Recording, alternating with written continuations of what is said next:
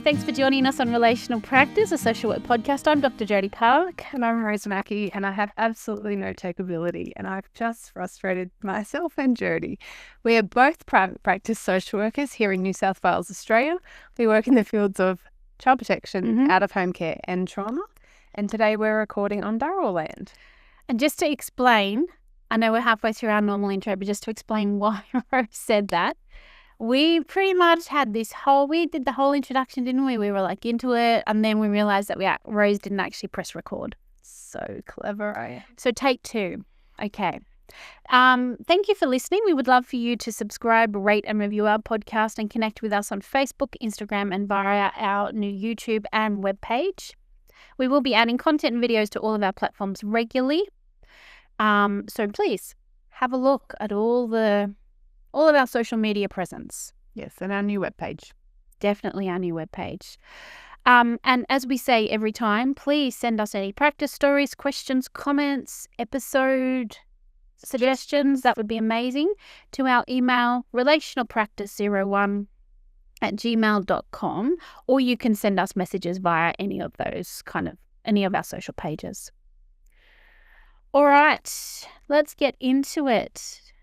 Again, Take two. Today we're going to talk about reflective and also reflexive practice in social work practice. But we kind of were talking before about the fact that this isn't just a social work thing, is it?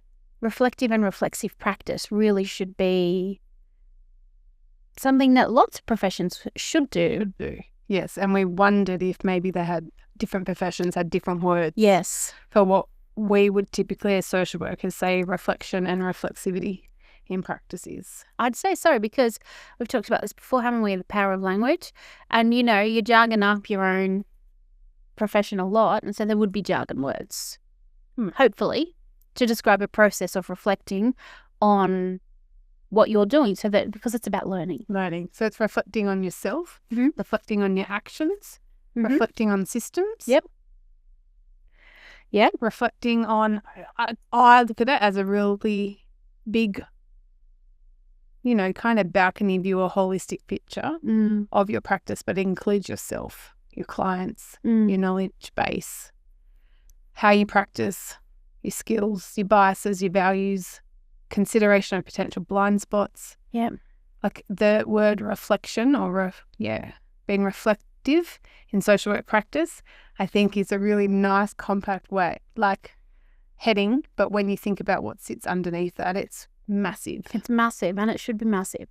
And it shouldn't be, we will define what they mean in a minute, but I just want to say this, it shouldn't be something that just happens in supervision. Or hopefully it happens in supervision. It should be something that happens all of the time, because that is actually why there are two different types of reflection. So let's talk about that. Let's define what they are. Okay. Oh, you want me to define? Yeah, I do. All right. As always, there's lots of different theories. There's lots of different research that actually has really quite theoretical definitions of what is reflective practice and what is reflexive practice.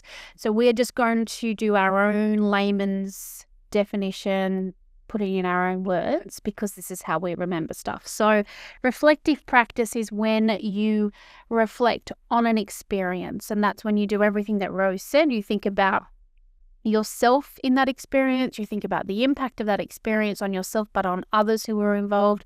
You think about what went well, you think about what could be improved, you think about the learning, the theory you used, you think about the skills you used, you kind of think about everything. It's better to do reflective practice with somebody else. Yes, because you can do it alone, of absolutely, but it is better with someone else, because other people, especially if they weren't part of the experience, can ask some real curious questions to really tackle biases, blind spots, and some of those values that we hold maybe unconsciously. Well, just to challenge the narrative, because we all tell ourselves a narrative, and just to challenge that narrative.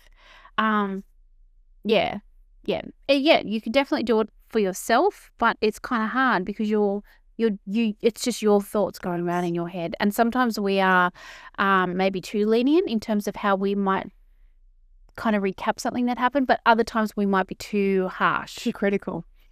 Yes. Yeah. And I do think, and this is not backed up by any research I've read, Mm. but I do think some people are so self-critical, and Yeah. that's a constant theme, and therefore reflection Yeah. alone is really difficult because it's only going to come from a negative lens. And there are other types of personalities who are very much the opposite and really challenged to find growth opportunities, I think. Yeah, I agree.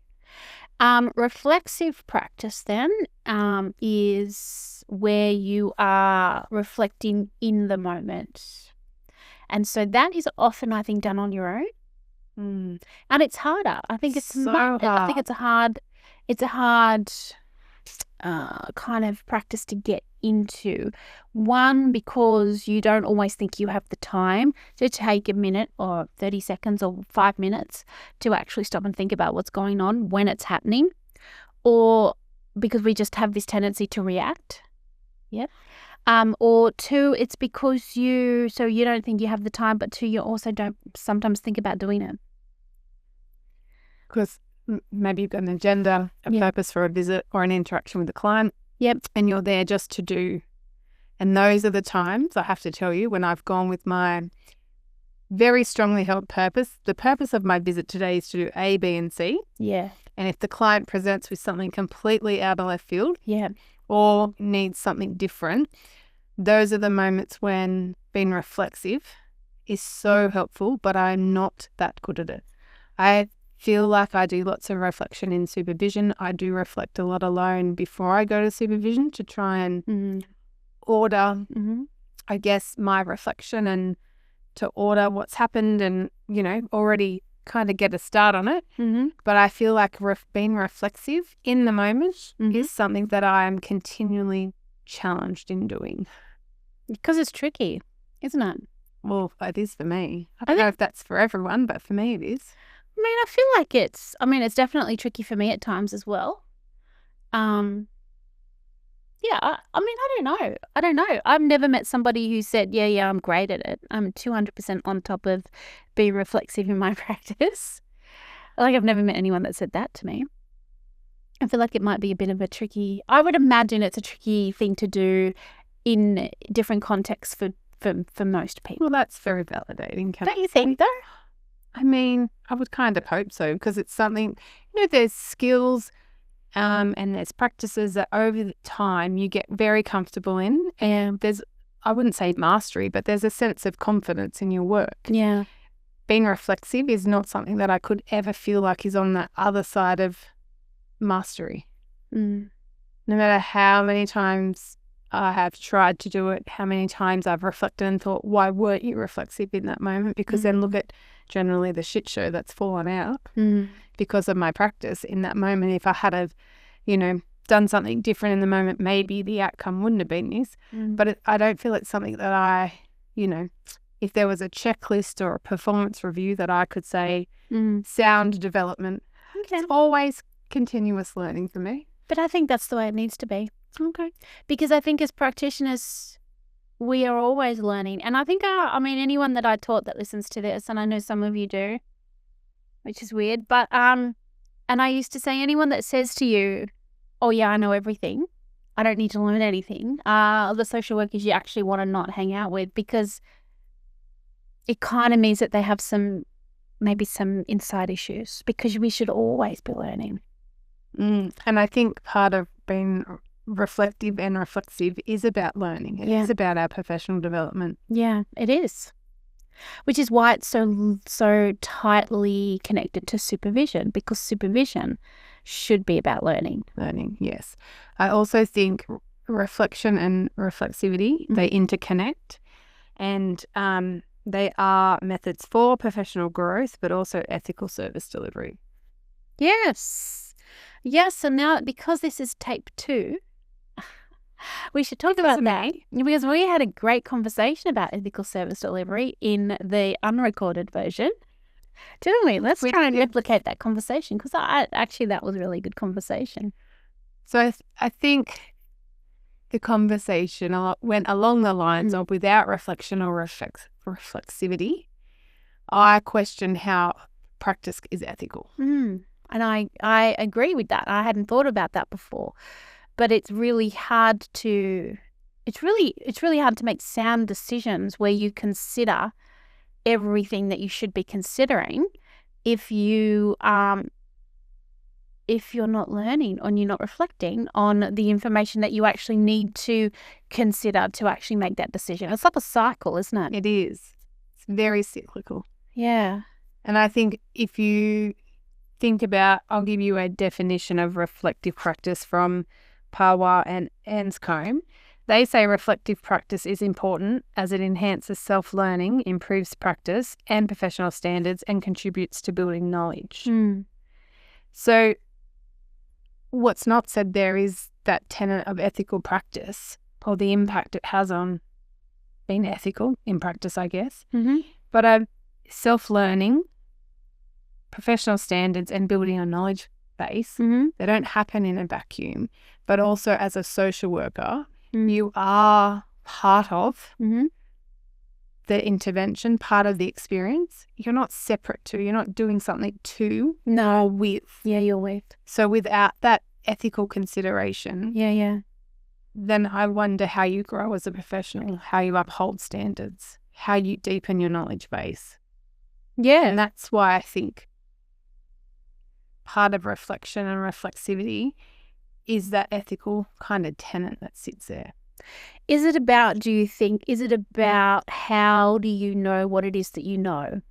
And being reflective actually helps you to answer that question. I think that's definitely a part of it. Yeah. And I think if you don't reflect on yourself as a practitioner, how are you upholding ethical practice? How are you questioning boundaries, your knowledge base,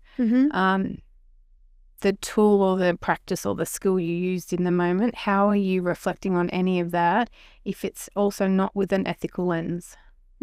Because these are generally human beings that we are practicing with. Whether you're writing policy, it's a one-on-one direct work, or it's group work. The impact is about, as you always say, how do we help people live safely in community? We're all humans, so our work is always with others. So if you were then to, let me put that a different way. You know how we kind of are in a bit of a practice scenario where we have a high, I'm talking about child and family practice, where there's always a high turnover of staff. There's perhaps managers who don't have a lot of experience, perhaps.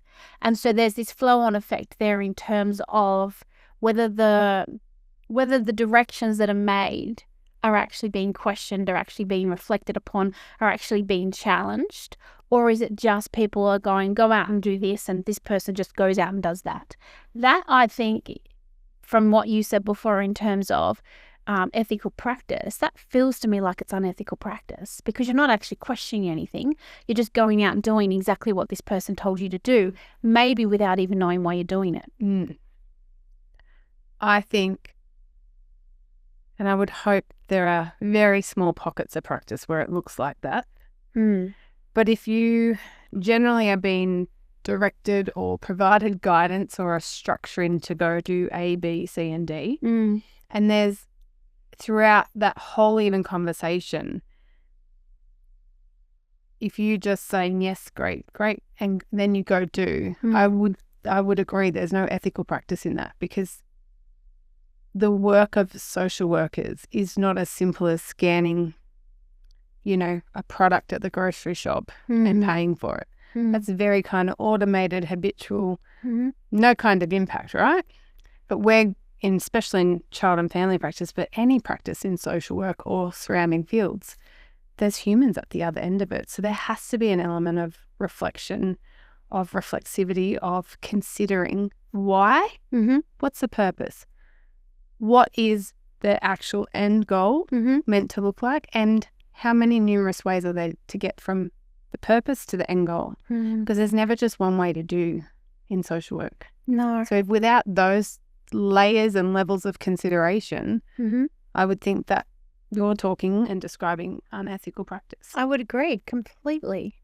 But I you know how normally I'm the Pollyanna one. He's like, oh no, but Rose, blah blah, sunshine and roses. But in this situation, I think we're opposite, because when you were talking, I was thinking about examples such as doing case plans. Do you know what I mean? How many people think a case plan is a tick box activity because they don't actually understand the purpose, or they don't actually understand what this document should mean? Yeah.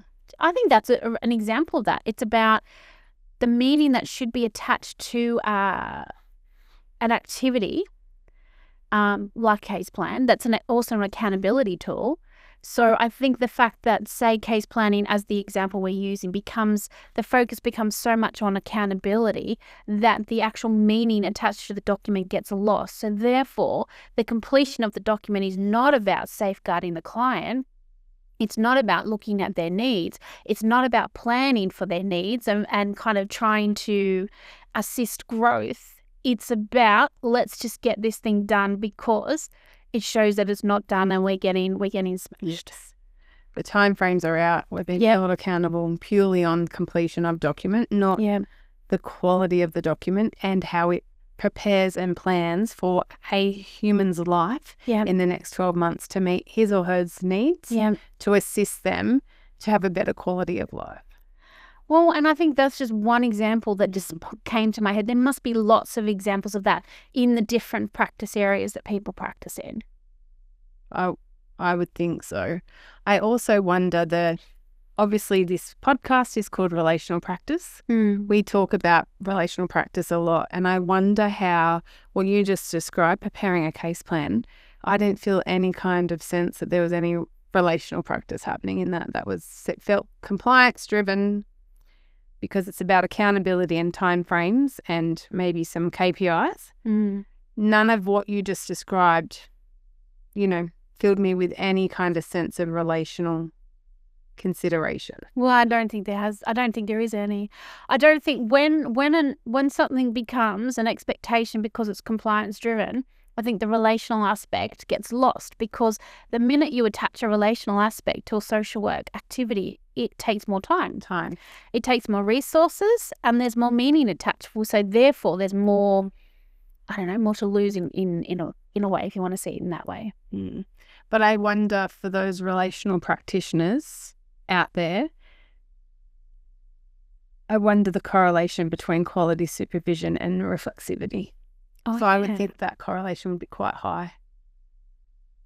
What? No. Okay.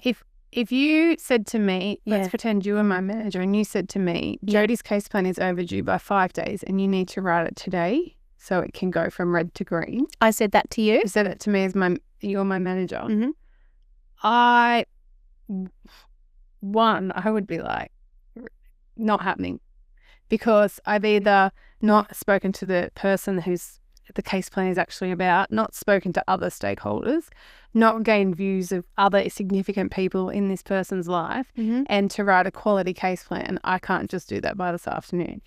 And those are signs of relational practice. If I wasn't a relational practitioner and said, sure, Jodie, no worries, and just sat down at my computer and typed out a case plan for you to move something from red to green,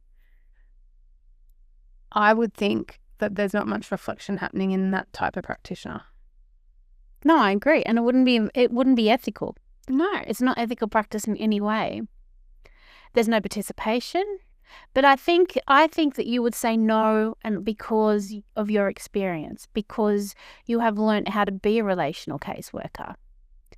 I think about people coming through now who may not be getting the support they need, who will definitely not be learning how to actually have professional judgment, who maybe are not getting the focus on analytical skills that we got.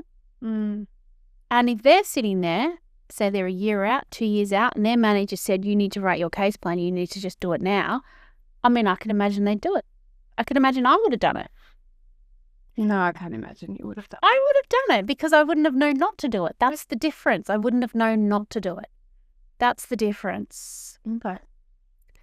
It's not that I would intentionally go out and do an activity that would be unethical. It's because I wouldn't know that it was unethical. No, the difference.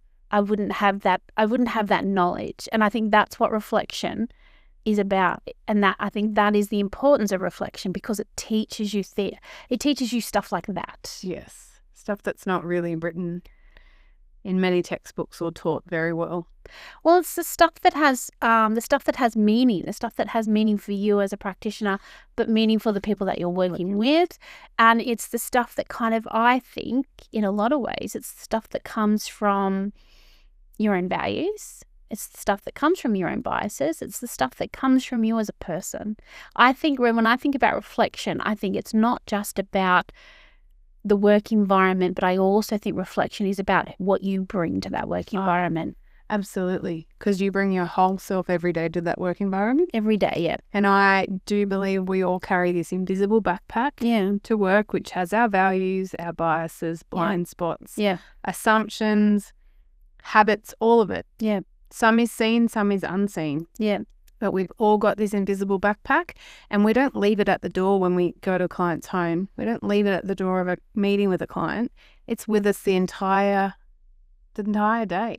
The entire day. And I think when you think about reflexive practice, I think that backpack is even more important, because I think that backpack drives how reflexive you can be.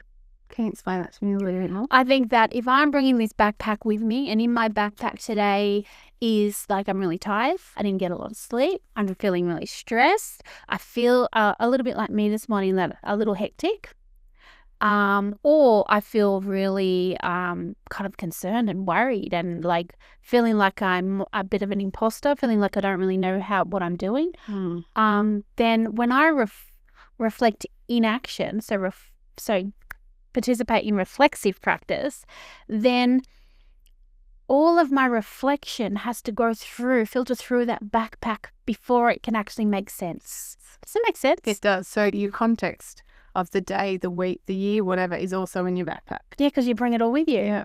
You're bringing it with you. So it's almost like it's, this invisible, what's the word? Shield, I guess, that you have to kind of wade through before you can actually even start to make sense of knowledge. It's really handy, because I've never considered the context as part of that invisible backpack. And on any given day, that context looks very different. Looks really different. Absolutely. Yeah. Absolutely. Because we all have good days and we all have not so good days.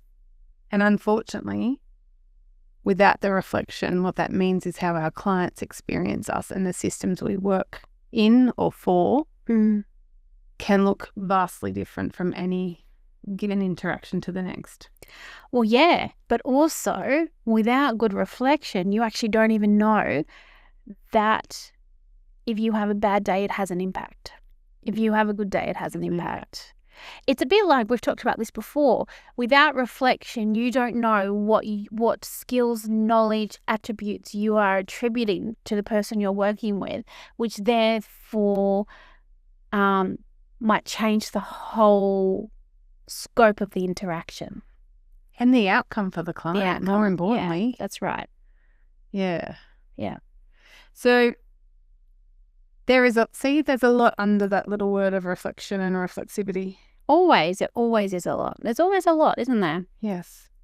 I do. Do you remember years ago, we used to work for the same organisation, and we had a supervision policy, and it was like this lovely circle, and there was a cross in the middle. Supervision was for an hour every month, and it like itemised, I guess, 15 minutes about administration, 15 minutes reflection, 15 minutes administrative tasks, and then 15 minutes was like, your leave and your trajectory over the next year, where you're going to be. Do you remember that? Well, I don't remember the time allocations, but I mean, I would have just ignored that. That's probably why I don't remember that. See, that's based on, what is it? I should know this. Kardashian? I always think Kardashian, but it's not Kardashian. I think it's let's skip this.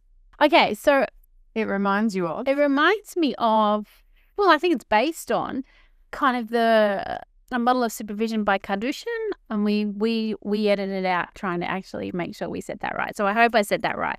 But from 1992, which is a model of supervision that basically says that you have to focus on those certain areas. You have to focus on accountability. You have to focus on professional development. You have to focus on whatever the other ones are. I think there's like 5 separate categories that needs to make up one supervision experience. Okay. And so the agency we worked for, that was part of that. Like they took that model, and actually then, as they always do, kind of changed it to suit the context, which is kind of good that they did that. Yeah. But that's where it came from.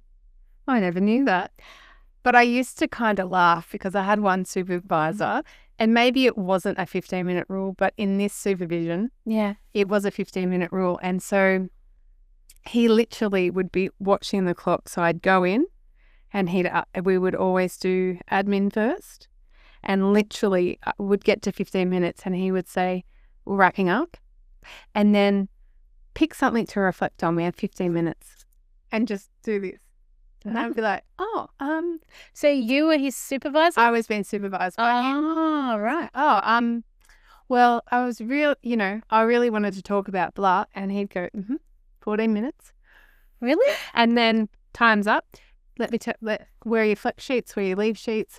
How much leave are you projecting you're going to have in the next 6 months, 12 months? All right, time's up on that. And it was like clockwork. Did you find it useful or not? Hell no. No, I couldn't imagine. It was, I look back now and I laugh, but at the time, after a few, and I try, I'm a bit of a game player in supervision when I'm not getting my needs met. I'm pretty sure I've said that before on this podcast. But after a while, when I figured out, and I was fairly new, this was the format of supervision, I would say, "Can I have 2 minutes on admin?" And I would bring like evidence so we didn't have to talk about it. And what I would find really helpful would be if you could help me unpack this, or no, we need 15 minutes on this. Wow. 15. Very rigid. Very rigid. I mean, that's kind of the opposite of what you'd want in a supervisor, isn't it? Yes, because I think back to the times I have supervised people. Some supervision sessions, we might have spent the entire hour reflecting on actually one piece of work and touched nothing in the other levels of whatever that Kadusha model was. I might have just spent an hour dissecting an experience. 100%, because that's what you needed to talk about. Well, that's what the person needed. That's what you needed to reflect on at that time to assist in learning. Interesting.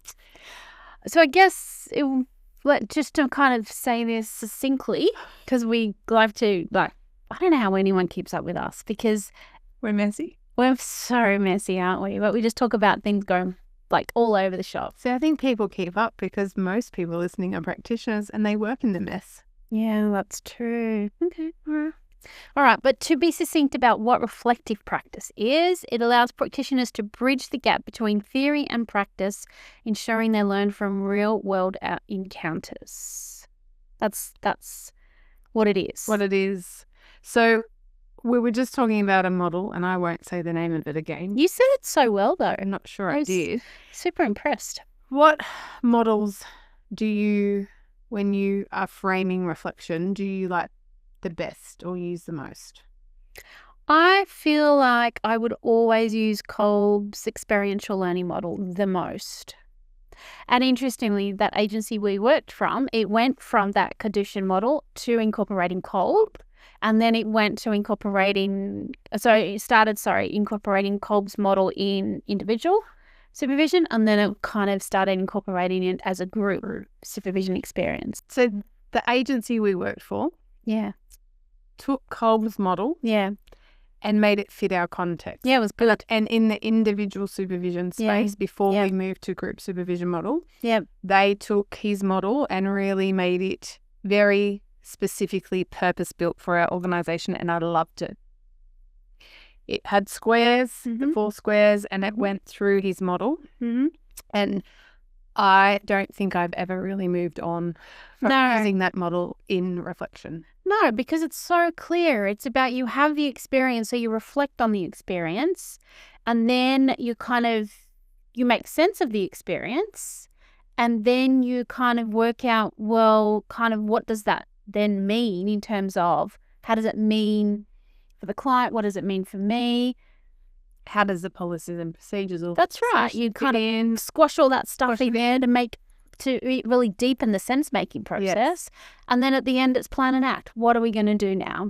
And I think before I was introduced to Kolb's model, I would go from experience to plan and act. So, yeah. Those other two stages of his model, very much neglected. And I think it helped me slow down as a worker, and to really make sense of the experience before I went to, here's what we're going to do. I wonder if that agency still uses Kolb model in some way. Yeah. Oh. I wonder if because some of you know what agency we're talking about. Let us know whether you've ever heard of the Kolb's model in your work. I mean, David Kolb introduced this model in 1984, so it's got some experience, I would say, this model. Yeah, I think it's a great model. When I did my doctoral research, I haven't said that for a while. That's the model I used, actually. Is it? Yeah, it is. Looked at supervision. Yeah, I looked at supervision and I used the Kolb's model to help to explore the experience of supervision. Yeah, that's cool. Yeah, because I love that model. You used a model of supervision to explore supervision. Yeah. Yeah. That's cool. Yeah. When I semi-recently went to complete my master's, I was introduced to a different model of reflection, and I just could not wrap my head around it. It was very confusing for me, and I always defaulted in assignments, assessments, practicals, whatever I was doing, to Kolb's model. And one of my lecturers said to me, the point of this study is to, deepen your knowledge base, and you continue to revert to Kolb. And I was like, sorry, never gonna. It's where I feel comfortable. What was wrong with the other model? I couldn't make it make sense. I couldn't use it with ease. I didn't feel like it was as good as Kolb. And it was, long and convoluted, and it just didn't feel genuine. Didn't feel it. Yeah. And I feel like it was trying to do too much. Do you know what I think? That's part of the issue, I think, in our profession, is that I'm going to say it. I'm going to put it out there. I think there is this tendency to overcomplicate practice. Don't you think? Yes. With fancy tools, with fancy models, obviously with expectations. When I don't think it needs to be that complicated all of the time. There are obviously some things that are very complicated. And you need a complex tool to be able to manage that. And there's some higher level learning stuff, and that it's complicated for a reason. But I think in terms of practice and learning how to communicate with somebody, learning how to promote engagement, learning how to promote change, learning how to actually do a needs assessment, learning how to do an analysis of somebody's situation, and then kind of so that you can actually apply some sense making. It doesn't have to be as complicated as it sometimes is made to be. No. It's a bit like, Rose, I'm going to say this, when you're sitting in a meeting and people are talking, honestly, just rubbish. And when you're trying to work out what it is they're actually saying, they say nothing. But what they do is use big words, lots of language, lots of complicated statements, because therefore people think this person is so smart. But actually they're saying nothing. And I think sometimes people have expectations that practice kind of is a bit like that. Like that, yeah. We go in there, we use our jargon, we say our big things, we kind of talk it up. But really what we're doing is nothing. Just holding on to a bit of armour for ourselves, which should prompt some reflection, I would think. Well, you would hope so. Or some reflexive in the moment where you stop and think, stop talking. The other model, though, that I don't mind is Gibbs' reflective cycle. I don't default to that at all, but it is a model, I think, that is, it's all the circles and it moves from one to the other. We go from description, so what happened. It's meant to be objective, sets a scene. The next stage of that model is feeling, so that's you, because we've just talked about what we bring. Yeah. And then you evaluate the experience. You do a little bit of analysis. An analysis around what sense can you make of the situation. Yes. And like theory, and like we say all the time, it is about sense making. And then the next one is the conclusion. But what I like about this is that stage it asks the questions, what else could have been done? Yeah. And I think that question is so helpful in reflection. What else Yeah. could have been done? Yeah. Or is there another way you could have got to the same outcome? 100%. And I think for a long time in my earlier practice, I missed those two key questions in reflection. And then what did you learn from it? So what's the good you're going to take? What's the stuff that maybe you don't want to ever repeat in practice? That's learning. How are you going to do this again next time? And I like that because, like I said before, we always need to know what it is that we know, because then we know what we don't know. Yes. Yeah. It's like what is it, the Johari window, where you kind of you go through the Johari window, and it's kind of like, what you know, what you don't know, you don't know. Unconsciously incompetent. That's the better words. Yeah, that's the better words. Unconsciously incompetent. Yeah, I love the Johari window for that. But I like it too, because it's really clear that you don't know everything. Sometimes you don't know what you don't know. Sometimes you know that you don't know. Yes. Yep. But we always need to be aware of that there's stuff that we know, and we know it for this reason. Yep. But there's always going to be stuff that we don't know. And our responsibility as practitioners is to go and learn that, is to learn about that. And if that's not something your agency can provide, I guess that's why sometimes it's best to have external supervision where you can actually learn the stuff that you know that you don't know. Yeah. Because it's not going to just fall into your lap without any sense of reflection. The last stage of Gibbs's model is action plan. So this is specific steps to improve future practice. So this is, what would you do differently next time? Let's plan it out. Ollie's with us today, and he's feeling a little bit challenged at the moment. He actually is asleep and growling. Oh, he's dreaming. Is he dreaming? Little love. God love him. God love him. Okay. So yeah, what are the specific steps I need to do to improve my practice? So that's Gibbs's model. Yeah, I like Gibbs's model. I don't mind it. And I think if you get stuck in either Kolb or Gibbs's, like one stage of their model, that always tells me, oh, I need to spend more time here. Yeah. When it's really challenging, and my tendency always in life when something's really challenging is to just power through it, move on, distract, whatever. It's like, no, this is a space where you need to sit a bit longer. Yeah. So just to be clear, these are models that really do rely on somebody else having this reflection experience with you. Yes. Doesn't it? Because, whilst you can do this on your own, it's much harder, which is why they underpin supervision so much. Well, they should. Yes.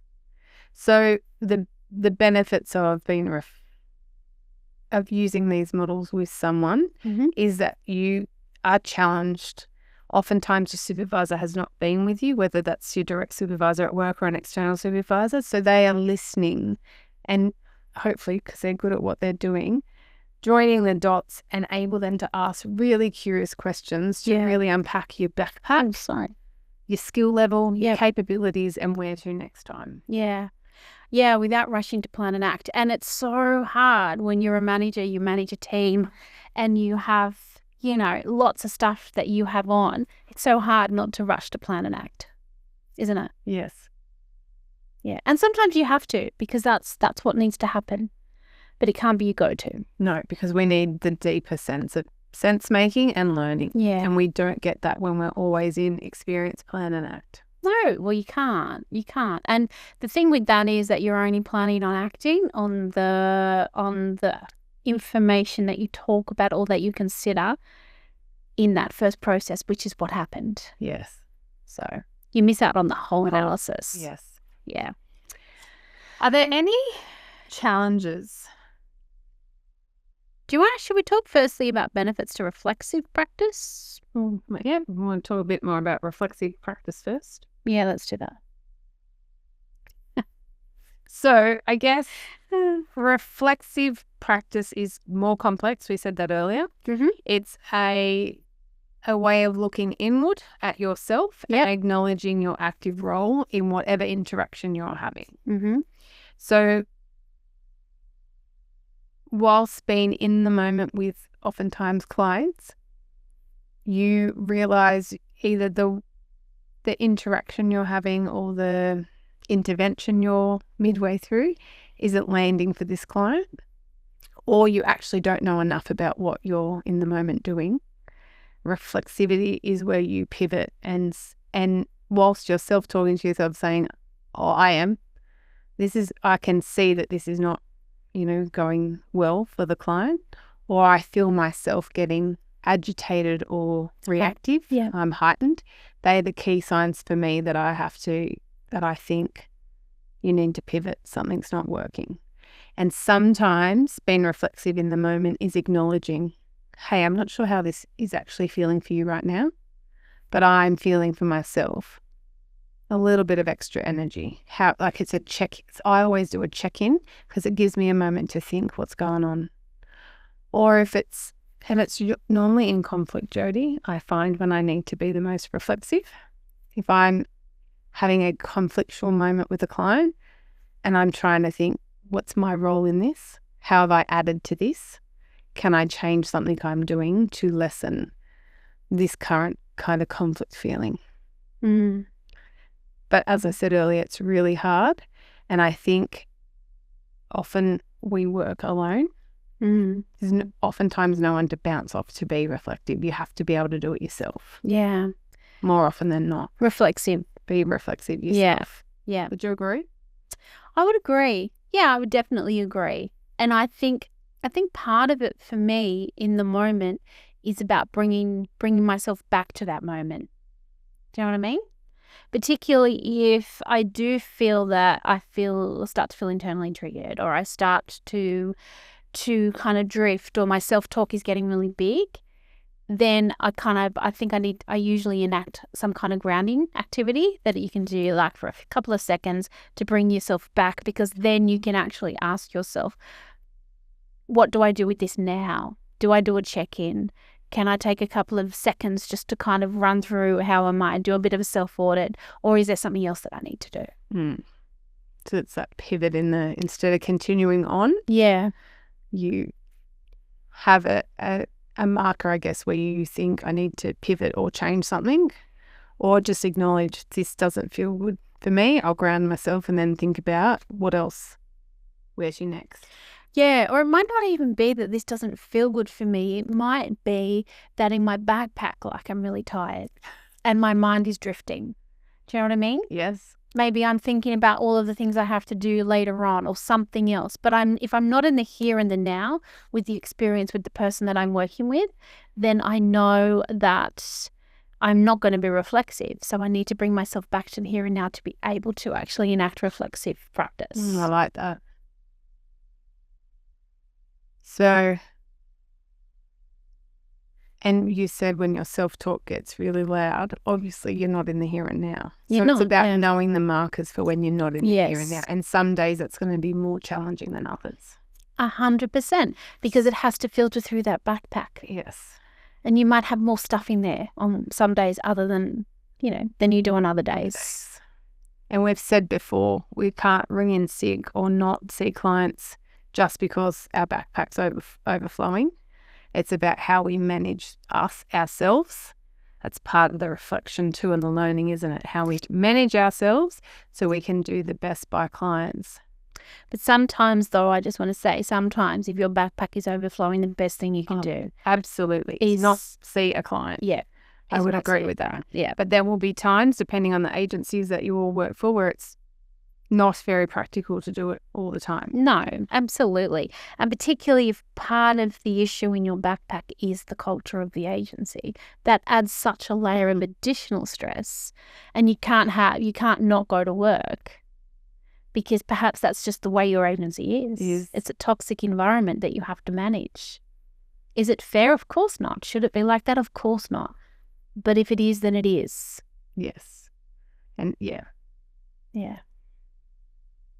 Can you be reflexive in those instances in an organisation, do you think? I think it's tricky.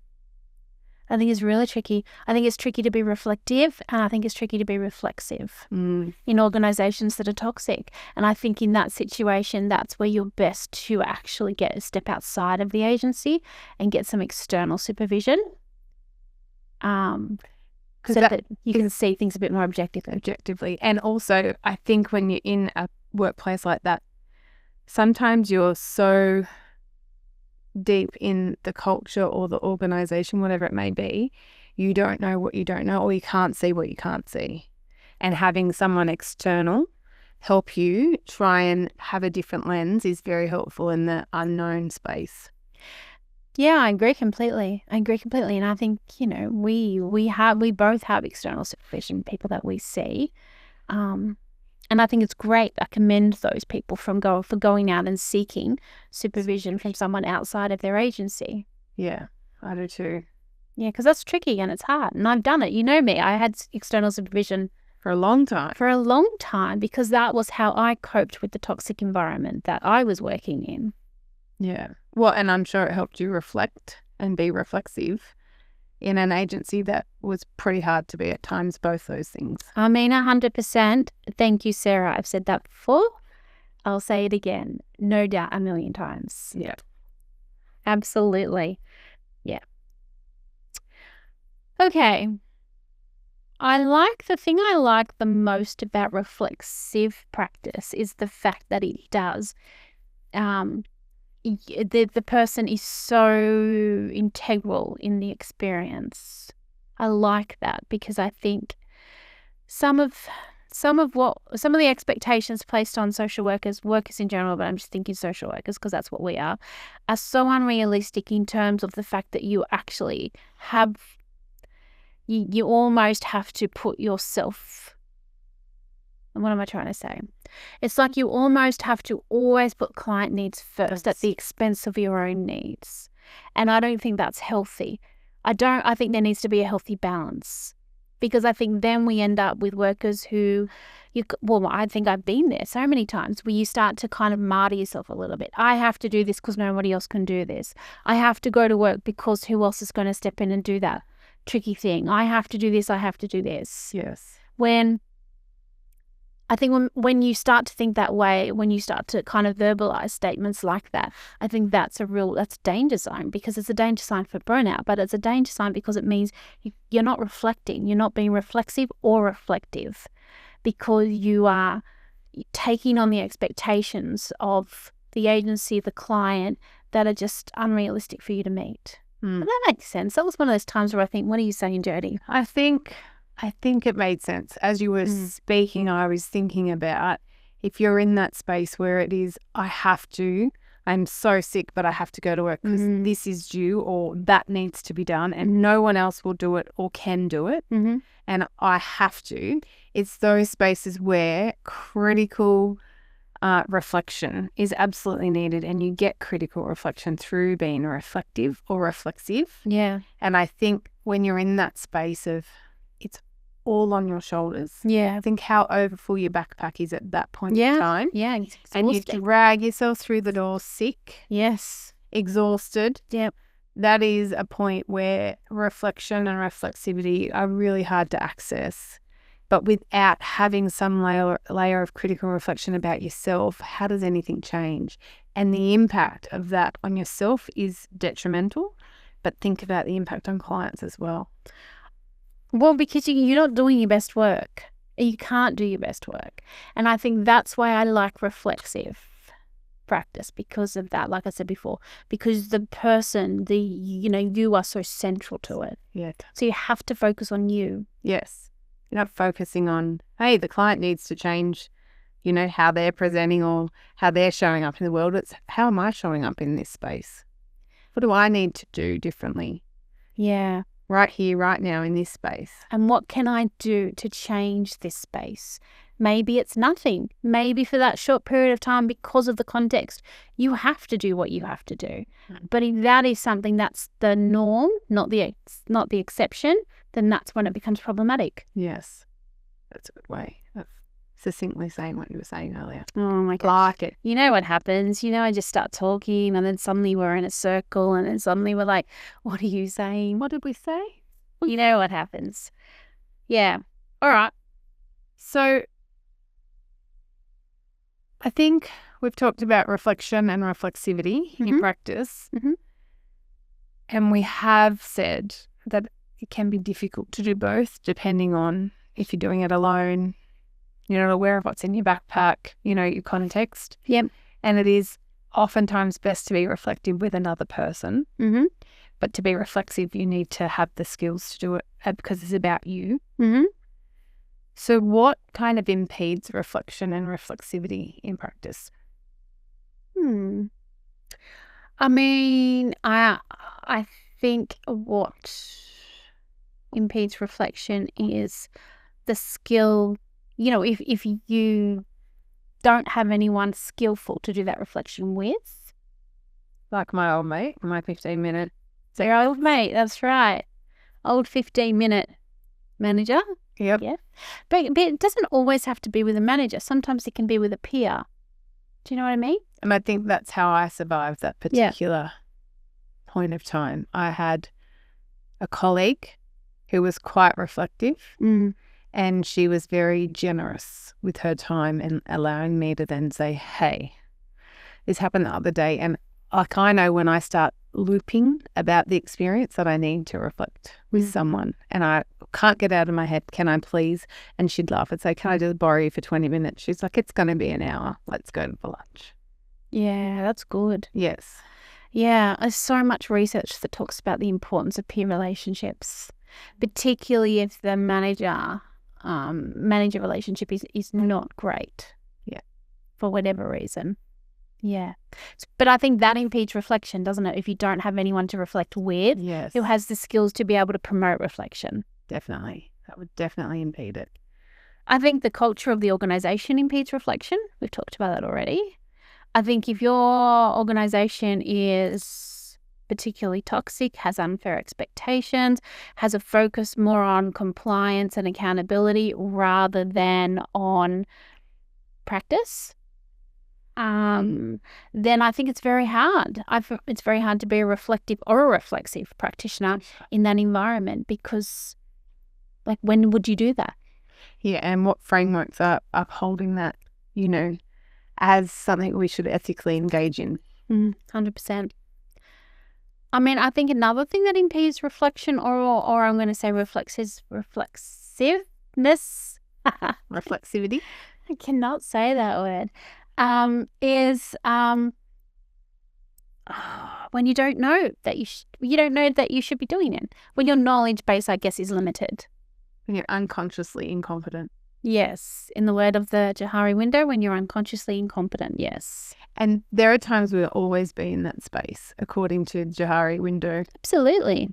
And it's okay, but we can't stay in that space. No. Over a long period of time. We need to be able to move to consciously incompetent and then competent. Yes. Yeah. Yeah, 100%. Yes. But there is that danger when we sit in that space and we are so unaware of our own level of incompetence. Yeah. And so in the way, just bringing it back to reflection or reflexivity, being unaware of your biases, being unaware of your values, being unaware of the assumptions you're bringing to client interactions. When there is a disconnect between your values and the agency values, that's a huge one, isn't it, in terms of barrier to reflection? Absolutely. And Dr. Vicky Reynolds talks about that a lot, doesn't she? She calls it spiritual pain, that moral injury, where your values don't align with the values of the agency you work with and the pain that it can bring as a worker. And I think that's the thing. I think it's actually okay not to be a good fit for some fields of practice or for some agencies. It's absolutely okay because you will be a good fit for somewhere else. Yeah. And it's okay because it can also aid learning, real deep learning when you're not a good fit. Yeah. If there's an ability for you to be reflective, you can absolutely learn from that experience and it can enhance your skills, your knowledge and yourself as a practitioner. Yeah. I remember once I managed this young man and he was right fresh out of uni. And so he was in this child protection team that I managed. And he was such a lovely person, and he tried his hardest, and he really wanted to do a good job. But he could not manage the emotional toll of the work. And he felt such shame about that, to be honest, because all he ever wanted to do was work in child protection. And then when he got there, he felt like he couldn't do it, or he couldn't do it to the way that he wanted to do it. And the conversations we had for a couple of months were that it's okay that this doesn't fit. It's fine, because maybe it'll fit later. Maybe it'll fit when you have more experience. Maybe it'll fit in 10 years. Maybe it'll never fit, but that's okay. This does not have to define who you are as a social worker. He was a social worker. Yeah. What ended up happening with him? He left. He found another job in a totally different field and started thriving. Yeah. And that's what you just want to thrive in your work. You want to feel like you can go to work, you can do the best job you can do on any given day, and then you want to be able to kind of leave. Yeah. Do you know what I mean? And go home. Yeah. And the end goal, and it's years down the track, but you want to leave this profession well, mentally and physically. Yeah, you do. And when it's not a good fit and you're unaware, or you stay in it, or you're trying to make it work for too long, I do worry about long term how you're going to leave the profession physically and mentally. Because at the end of the day, all we want is to live a well and happy life, and we are here spending our careers helping people live safely in the world. It goes for us too, though. Yeah, 100%. It's not just them. And that story reminds me of my first prac when I was studying youth work at university. I went into youth work. All I wanted to do, Jodie, was work in youth, drug and alcohol. All I thought I wanted to do, and I just went to that degree just to do that. And luckily, it was my second prac. I worked in a medicated detox and got employed after my prac finished, and was still studying at uni.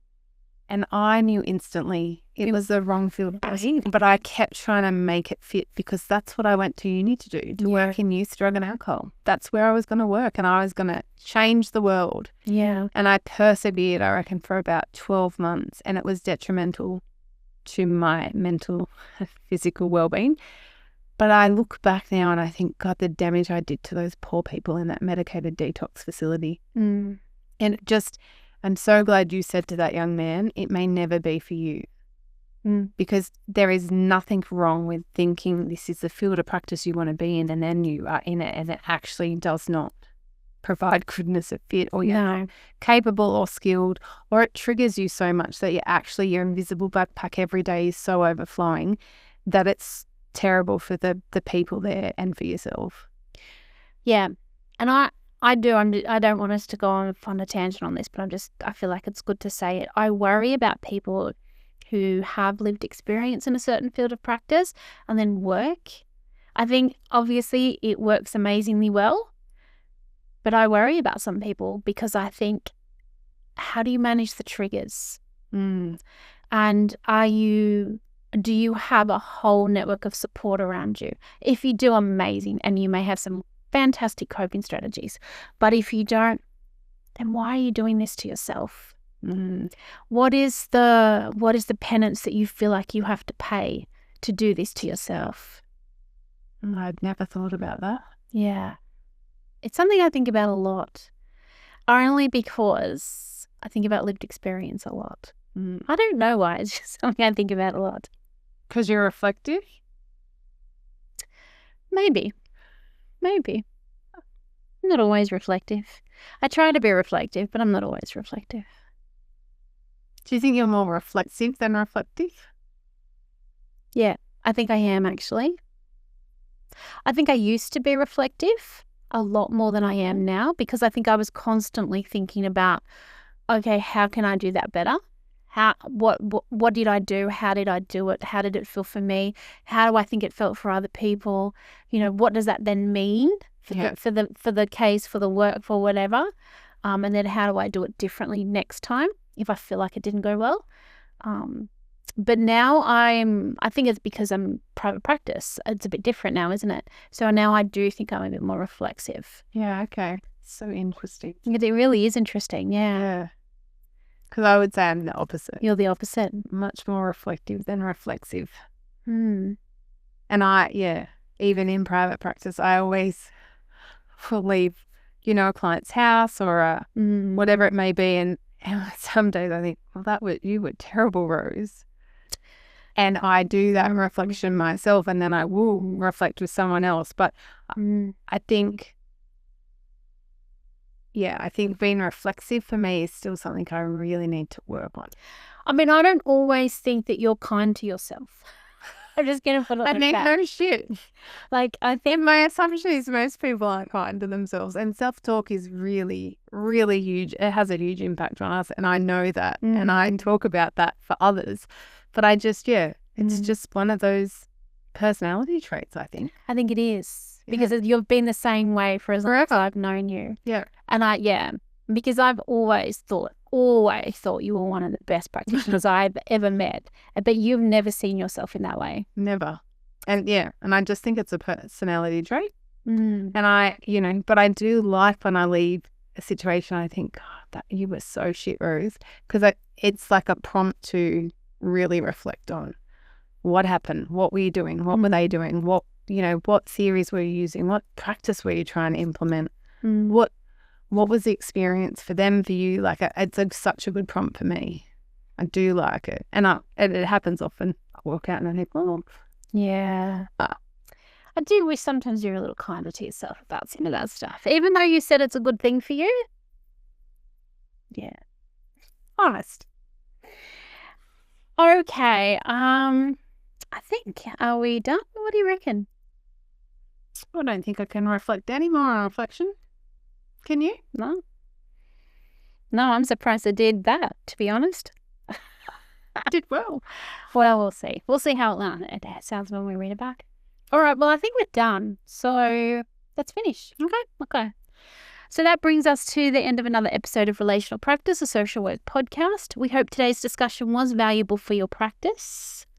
To ensure you're always in the loop, please follow our podcast. Your subscription and social media engagement help us build our community and make these conversations more accessible to everyone else. Thank you for tuning in and listening today. We hope that you go on your way in the next week, being reflective or reflexive or both. Thanks for listening. Stay safe and remember to always practice relationally. All right. See ya. Thanks for listening, guys.